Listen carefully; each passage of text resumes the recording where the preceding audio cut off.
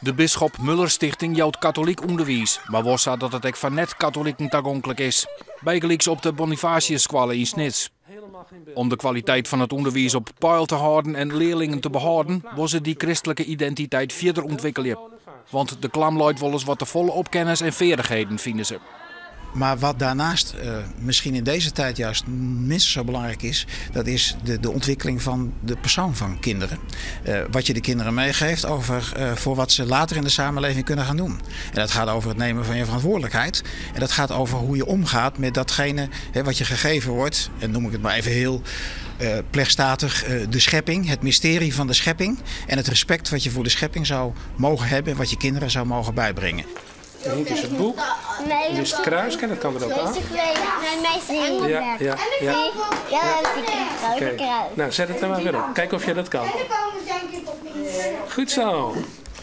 Onderwijsgroep Nijgaast in Zuid-Friesland had kwartlie nog onkundigen dat ze scholen sluiten en geerwerkje litten. Dat speelt ook bij 4 in Noord-Eerst-Friesland.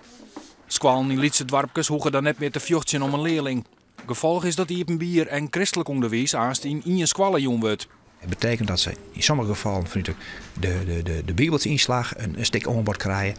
Dan gaat het bijna even koor, maar dat ik in het weekprogramma dingen weer bij elkaar gebracht worden onder de kop geestelijke stromingen. In Vrouw Buurt werd dat van augustus al dienen. Als dat goed uitpakt, was ze dat op meer plakken van. Daarnaast wordt meer gebruik maken van ICT-toepassings. Op de Arjen Roelofs school in Heijenbijgelijks werken ze al 2 maanden met digitaal rekenonderwijs.